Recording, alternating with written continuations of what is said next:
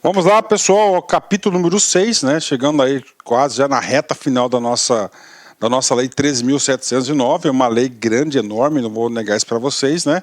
Vamos lá, capítulo por capítulo, artigo por artigo, dispositivo por dispositivo, assim que o aluno fica competitivo, né?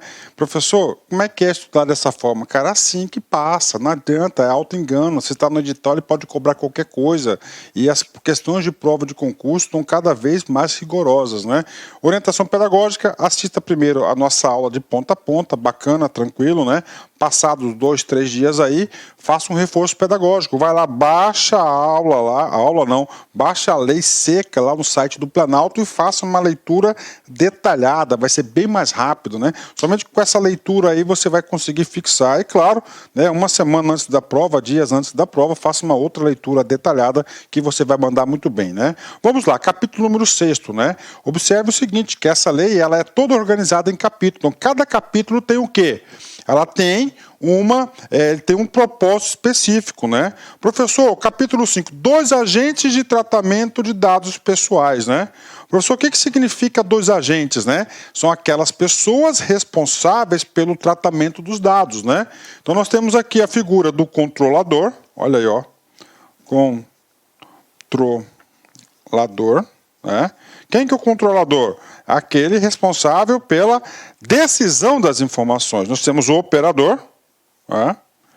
Operador, eu analiso aquele que seja o TI, né? Aquele que vai fazer a programação, aquelas regras de proteção. E claro, nós temos o encarregado, né? O encarregado. Quem que é o encarregado? Aquele cara que vai executar as informações de tratamento, né? Então está aqui. E como é que esse capítulo está organizado, né? Olha aqui, a seção número 1, tá? A seção número 1 vai tratar das responsabilidades do controlador e do operador, né? A seção número 2, né? Olha que interessante aqui, vai falar das atribuições do encarregado, né? E aí nós temos a terceira, e eu acho a mais importante seção desse capítulo aqui, que é a terceira, né? Que ele fala o quê? Das responsabilidades. Vai falar da responsabilidade, né? Como assim, professor? Da responsabilidade? Das responsabilidades desses agentes aqui na condução, ou seja, né? Ele vai responder, né? Ele vai ter o quê? Que reparar o dano, tá?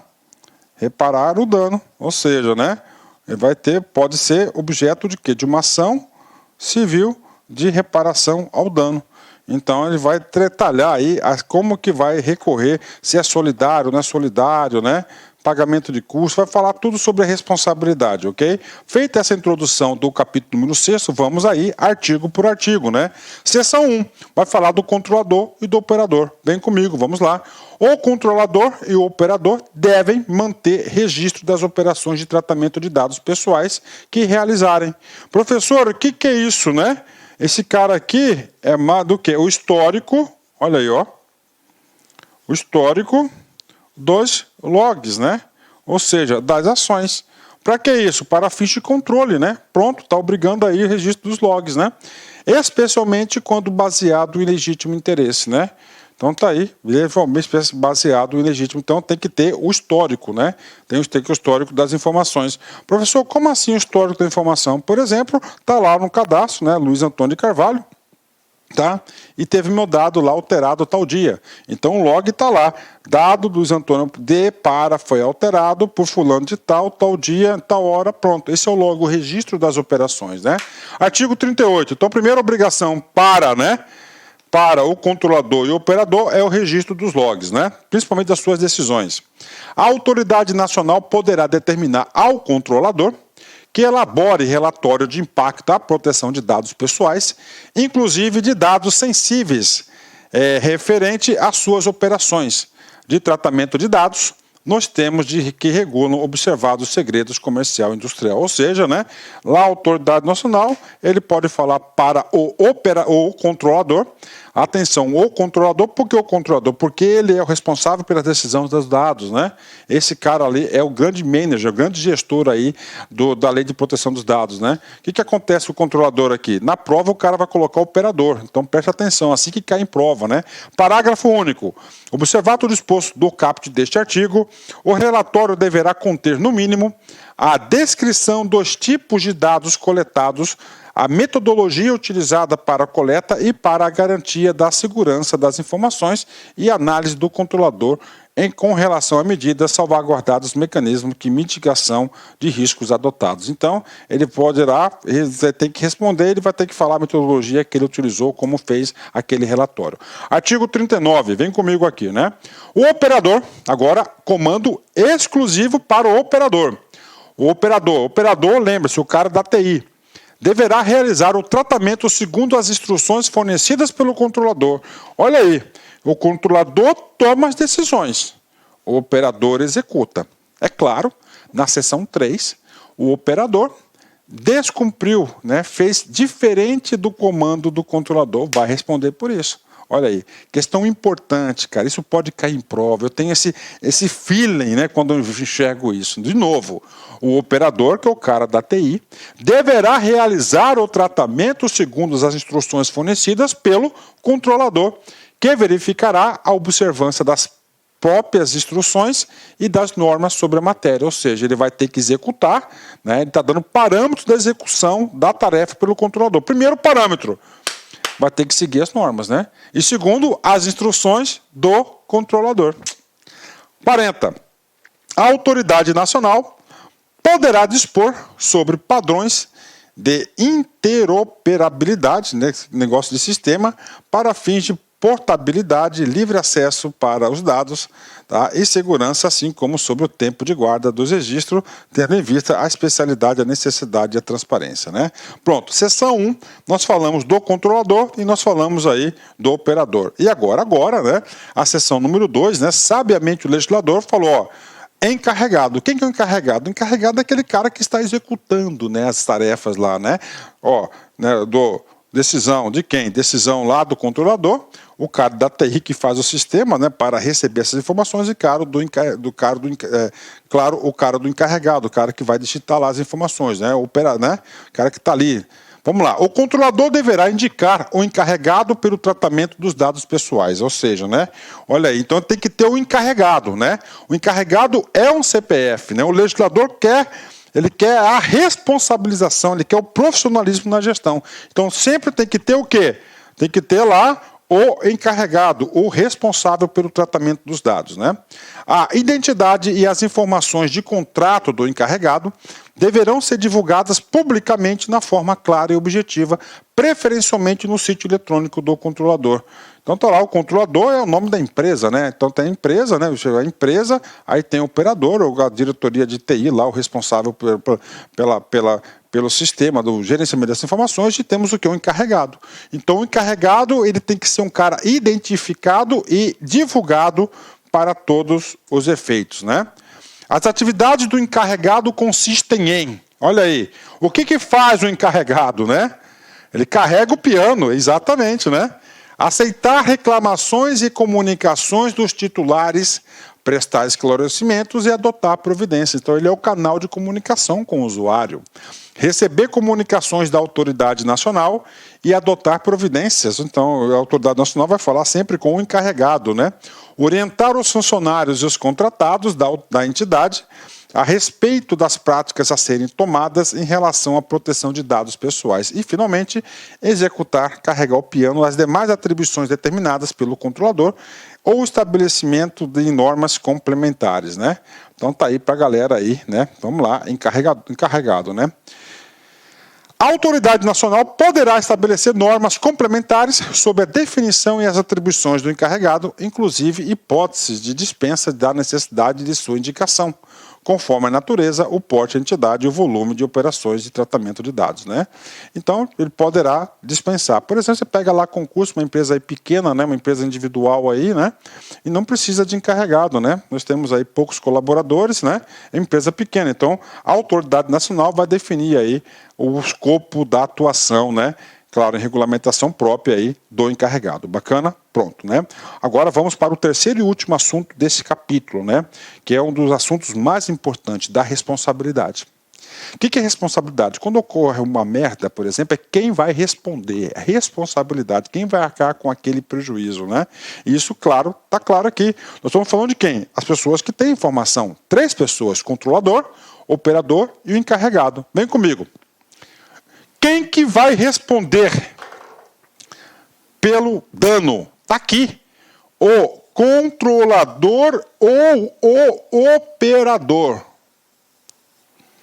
Em que, em razão do exercício de atividade de tratamento de dados pessoais, causar a outrem dano patrimonial, moral, individual ou coletivo, em violação à legislação de proteção de dados pessoais, é obrigado a repará-lo. Aí, quando fala é obrigado a repará-lo, essa é a sua responsabilidade. Aí. Se essa é a sua responsabilidade, ele vai responder. Né? No caso aqui, civilmente, porque não houve crime. Tá? É civil, dano. Civil é só din-din, né? Dano material e dano moral aí, né? Preferencialmente esses 2 tipos de dano, né? Olha aí, pronto, né? Então quem vai responder? Olha aí, questão de prova, controlador ou operador. Não controlador e operador, um ou outro pelo dano, né? Vamos mais, agora ele vai detalhar isso, né? A fim de assegurar a efetiva indenização ao titular dos dados. Olha aí, tá? A fim de garantir o quê? O reparo do titular, o cara que sofreu o dano. Aí ele vem detalhar. Nós vamos falar o inciso 1 e o inciso 2, tá? Inciso 1 e inciso 2. O inciso 1, ele vai falar como que o operador vai responder. O inciso 2, como que o controlador vai responder. Vamos lá, operador primeiro. O operador responde solidariamente. Tá? O que é solidariamente, né, gente? Junto com o outro que provocou. Né? Solidariamente, quando? Pelos danos causados, tá? Pelo tratamento, quando descumprir as obrigações da legislação de proteção de dados, ou quando não tiver seguido as instruções lícitas do controlador. Hipótese em que o operador equipara seu controlador. Olha aí, né? O que está acontecendo assim, né? Então é o seguinte, o controlador faz X, X e Y. Bacana, né? O cara fez H, E, H, L, G. Completamente diferente. Então, a partir do momento que o operador, né, ele descumpriu e fez o oposto, ou fez diverso do controlador, ele vai ser equiparado o quê? Ao controlador. Ok, né? Caso de exclusão, a gente vai falar aqui as excludentes de licitude nesse caso aqui. Ah, uma excludente, não teve dano, então não tem, porque a gente vai falar do 43 ainda nessa aula, né? Então isso aqui é o operador. Agora o controlador, quando que ele vai responder? Que tiverem diretamente envolvidos, né, no tratamento do qual decorram danos ao titular dos dados, respondem solidariamente, né, salvo casos de exclusão previsto no artigo 43. Então nós temos aí o operador ou o controlador, né, as 2 pessoas aí, né, solidariamente, né. Vamos lá. Parágrafo 2º, o juiz, lá no juízo, né. O juiz no processo civil poderá inverter o ônus da prova a favor do titular dos dados quando, a seu juízo, for verossímil a alegação, houver hipossuficiência para fins de produção de prova, ou quando a produção da prova pelo titular resultar excessivamente onerosa, né? Então o que acontece, né? Eu, pessoa física, estou ali, pessoa natural, né?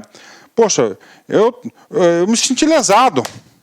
Aí você tem que colocar o porquê que sentiu lesado. Você tem que provar. Esse negócio de provar é complicado. Gente, você para se sentir lesado no banco de dados vai ter que pedir auditoria.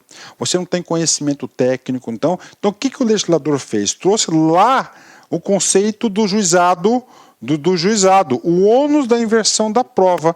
Então, o que é o ônus, né? Eu me senti lesado, pessoa física, eu vou processar uma empresa, por exemplo, né?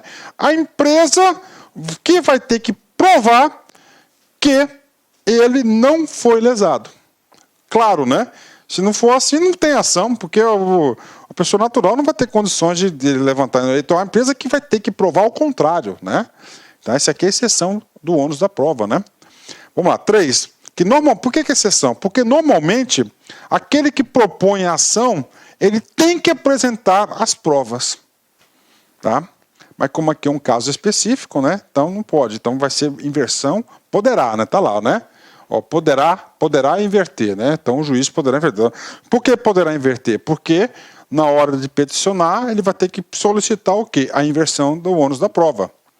As ações de reparação por danos coletivos tenham por objeto a responsabilização dos termos do caput desse artigo, podem ser exercidas coletivamente em juízo, observado o disposto na legislação pertinente. Então pode ter ações coletivas, né?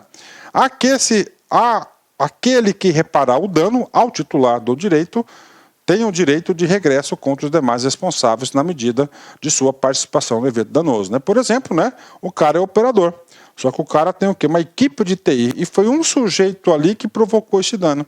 Quem vai responder vai ser o sujeito? Vai ser o sujeito solidariamente com o controlador. O controlador perdeu, então ele pode ter o efeito de regresso, ou seja, cobrar daquele cara que fez.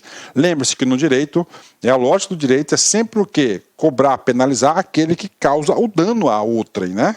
Ele sempre quer ir na origem daquele que causa o dano, né? Ok, artigo 43. O que trata o artigo 43? Trata o quê? Das excludentes, né? Professor, sempre o operador e o controlador, todo mundo vai ser responsabilidade? Não. Tem 3 situações aqui na qual vai ser retirada a culpa, e com certeza a defesa deles vai basear sempre nesses 3 itens, né? Os agentes de tratamento só não serão responsabilizados quando provarem, ó. Só quando não serem responsáveis, quando provarem, primeiro, que não realizar o tratamento de danos pessoais que lhe é atribuído. O cara entra com a ação e fala, ó, aconteceu tal coisa, o ônus da prova do outro cara lá, fala, não, negativo, não aconteceu nada disso, tá nada disso, pronto, provou, tá aí, né? 2, não, vamos lá, que, embora tenha realizado a situação que ele está alegando, o tratamento de dados pessoais que lhe é atribuído, não houve violação à legislação de proteção de dados. Opa, para aí, juiz, olha aqui, está tudo de acordo com a lei. Teve consentimento, teve tudo. 3, que o dano é decorrente de culpa exclusiva do titular dos danos ou de terceiro. Não, olha aí, a informação ali está errada, por quê? Porque foi ele que forneceu a informação errada. E isso causou prejuízo, com certeza, ele não teve acesso ao crédito. Então é culpa exclusiva de quem? Do titular. Então, nesse caso, a extinção da ação, né? Vamos lá na responsabilidade ainda, né? 44. O tratamento de dados pessoais será irregular quando deixar de observar a legislação ou quando não fornecer a segurança que o titular dele pode esperar, consideradas as circunstâncias relevantes entre as quais, né, vamos lá, o modo pelo qual é realizado, os resultados, os riscos de razoavelmente dele se esperam, as técnicas de tratamento de dados pessoais disponíveis à época em que foi realizado. Parágrafo único. Responde pelos danos decorrentes da violação da segurança dos dados o controlador ou operador que, ao deixar de adotar tais medidas de segurança previstas no artigo tal becano aí, né? E, finalmente, o artigo 46, né?